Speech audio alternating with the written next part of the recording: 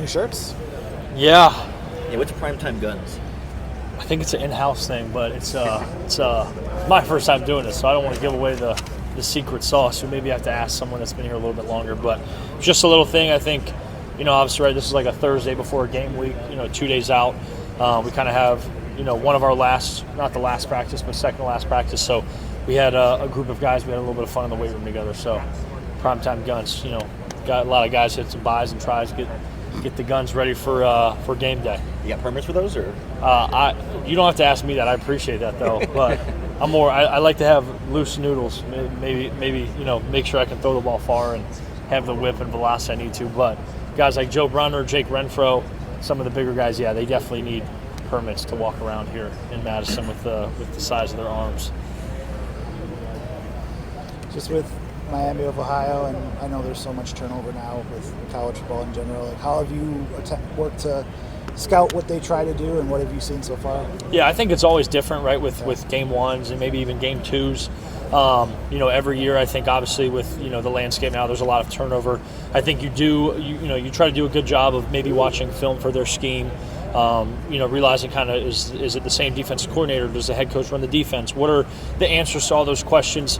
And then you try to go back, as best as possible and try and look at some of the personnel. And sometimes, for this, there's maybe a little bit more turnover on personnel. They obviously had guys leave and, guys come, and maybe they had a freshman last year that only played in 4, and now he's, expected to take a bigger role. So you try to do as much of the research on that as you can when you're early in the season. Sometimes, it's those early games in the season, you don't have all that film and all that kind of intel that you want to gather, and you go out there and, maybe in the beginning it's a little bit of a chess match.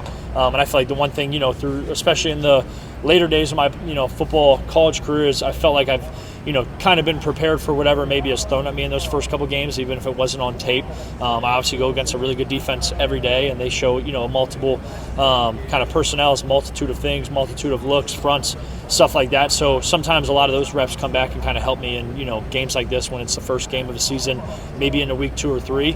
You kind of bank on some of the reps that you've had all the way, dating back to the winter walkthroughs and stuff like that to kind of really, help you diagnose what's going on the field right there. But yeah, you try to do homework as best as possible, and sometimes there's some answers that are left unanswered before the game day, and you adapt, and you keep it pushing when it's on game day.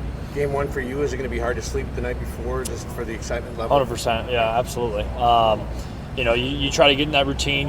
I feel like I have my routine set in place. I'll definitely probably have to take at least 10 milligrams of melatonin. But yeah, it'll be hard to sleep for a multitude of reasons. Obviously, getting to play in a place like Camp Randall and in a place like Madison, Wisconsin, to wear the jersey that I get to wear for the first real time. There'll be a lot of exciting nerves kind of going into the game, and it's a night game too, so I'll be able to really sit on it for probably it's 5 p.m. right now, so the next 51 hours I'll be sitting on it, and it'll just be a slow build up. You talk about wearing the jersey for the first real time in Madison, but you were here a few years ago in terrible weather games. What do you remember about that afternoon and trying to play in those conditions? Yeah, not a lot went our way that day. I remember that much, but even still, it is a very faint memory, but I can still remember the jump around. I can still remember just walking into this stadium and kind of really being a little, not shell shocked, but as a younger player, kind of being like, whoa, this this is maybe one of the bigger stadiums I've seen in my earlier career. And now that I get the opportunity to be on the other sideline of that, the right sideline, the home sideline, it's definitely a lot of exciting, like I said, exciting nerves. And obviously as an older guy, I'm sitting here talking to guys like Carter Smith and some of the younger guys, or even transfers that are playing in their first game in Camp Randall like me.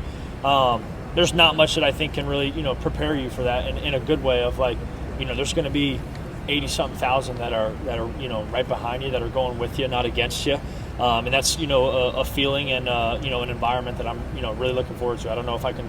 I'm sure I'll have to pinch myself a few times there in the beginning just to really soak it up. What do you think is the most important thing you guys need to show as an offense to give everyone confidence that get things rolling early, other than touchdowns every drive? Yeah. Just in general.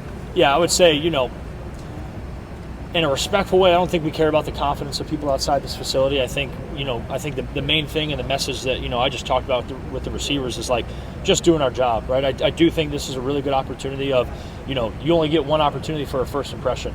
And this is our first impression with a new OC, a new quarterback, a lot of new faces, a lot of, this is a different, Badgers program or Badgers football team than it was, 8 months ago. So I do think it is a really good opportunity to show, our first impression and kind of, show some people what we've been working on the last 8 months. I think the confidence for us, I think, is just about going out and doing our job. I think we've had a really, really good camp. I think from spring ball to camp, you've kind of seen the jump of, when I talked about with some people before of like guys understanding how we want to do things, maybe not the scheme. And, we have a very complex kind of NFL-style offense. There's a lot of stuff to learn. But when we've had a lot more guys kind of get on that fence, maybe jump over that fence of like, hey, this is how we want to do it, where we want to impose our will. We want to be, the toughest, the nastiest, the most disciplined team. I think that's just, continuing what we've done all camp, I think is how we'll continue to build our confidence, continue to keep our confidence. And then, like you said, the touchdowns and the explosive plays, that stuff will all happen organically as long as we kind of focus on those little details. With this offense, what does kind of the multiplicity of it, kind of what do you think that can kind of provide for people to see on the field? Yeah, just I think our coaching staff does a really good job at, we have a lot of weapons, whether it's the tight end room, the running back room, the receivers.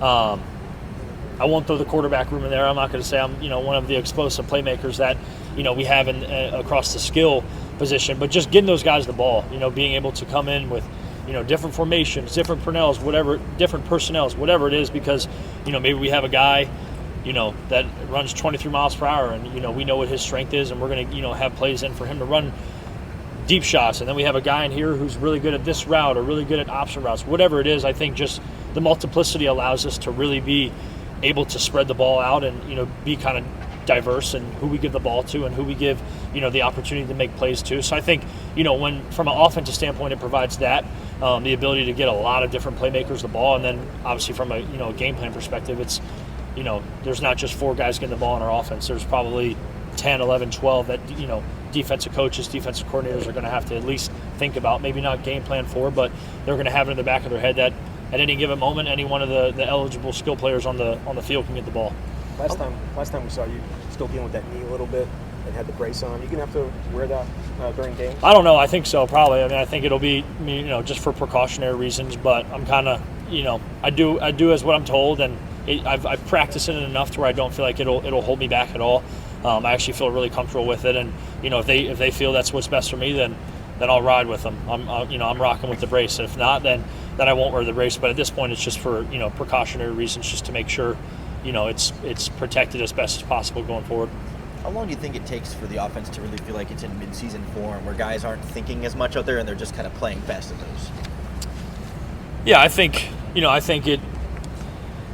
don't think there's a direct answer to that. I think that's one, to be truthful, that's one of the keys to the week for us, is to play in mid-season form. And, talking with Coach Fick and Coach Grimes and Coach Guyton, like, that looks different for a number of different people. I think when you think of it as what we're trying to kind of establish and execute in game one, it's just about doing the little stuff right. Maybe, no pre-snap penalties, just playing catch, right? If I'm throwing a 5-yard hitch, if I'm throwing a 45-yard go ball, just playing pitch and catch with these guys, really kind of playing clean football. And obviously, when you think clean football, no pre-snap penalties, no turnovers, things like that. I think that's what, maybe mid-season form right now can look for us, of just, doing the little things the right way. Obviously, we've had a very physical camp up until maybe the last couple of days when, we start to get in game plan and maybe there's some more exchange periods and whatnot. But I think just getting back to that and executing and, eliminating any of the, unnecessary uglies. Do you think there'll be a scaling up of the offense, or do you think like week one, all right, they can put everything on your plate and you're good to go and do everything? Yeah, I think more of the second. I think, like I said, I think our coaches do a really good job of game planning and, our ability to be as multiple as we want to be with whatever we have. I think that's kind of the one thing, for me, I put a lot of pressure on myself to know all that stuff and to make sure that they feel like they can do that. And obviously, the rest of the position rooms will coach it up and everyone will be comfortable and confident with it. But yeah, that's definitely something I don't feel like I've ever given them a reason to, tone back. And there's conversations we have all the time where he maybe wants to do it this way, and I'm like, okay, I like that. Or we'll talk about, hey, do you think this way's better? There's a lot of conversation, a lot of, transparency going on back and forth of, they want it to be the best because they know whatever I, feel the most confident in, that'll give us the best chance to be successful. So I don't think there's any scale back. I think it'll, the game plan and maybe our playbook going into each game will kind of, vary week to week. But I would like to think we don't scale it back too much. I think they put a lot on my plate, and, that's what I'm here for. I embrace it. And if I can get the other 10 on the field right, then I think we have a really good chance of being successful.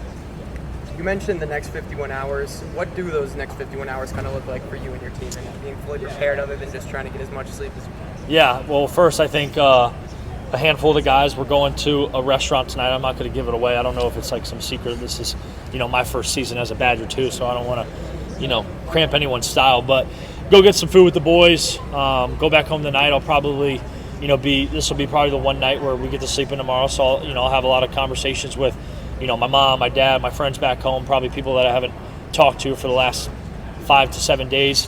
Be able to catch up on that, and then tomorrow morning, it'll just be a lot of, film study and stuff, just making sure all my notes are good, feeling confident, probably walking through some things one last time by myself, and then we'll have a good, fast Friday tomorrow, and we'll go to the hotel, and I think, I don't know exactly what the hotel schedule is, but obviously it's a night game, so there'll be a lot of time to build up with, just some meetings and some opportunity for fellowship to kind of, as Coach Fick said, the calm before the storm. It'll be a slow burn, a slow build up until we get to 8-10 on Thursday, but it'll be a little bit of everything for the next 50 hours. We saw a lot of big plays for you guys in camp come from those sail routes and those deep corners. Not a lot of room between the numbers and the sideline for you to make that throw. What are some of the keys of giving your guy a chance on those situations? Yeah, I think just like trust and timing, obviously, right? When you work things like that into the boundary or any route concept, it's all about getting to where, I think they're going to be when they're supposed to be there. And I think, that's kind of been the biggest thing. Even going back to February when we first started throwing, of just developing that trust and that timing and that confidence, between not just me trusting him trusting me, knowing that I'm going to put the ball where I'm supposed to put it when I'm supposed to put it, with the type of trajectory, air, all that stuff. So I think that a lot of that just comes with repetition and just continually working at it to where now there's a handful of guys in that room that could run that specific route, and I'm like, I know where they're going to be. I know if they get press man or if it's zone or if they get cover 2, I know how they're going to navigate it, and they know what kind of ball I'm planning on throwing. So I think a lot of it is just reps, and just trying to build that trust and that consistency between one another.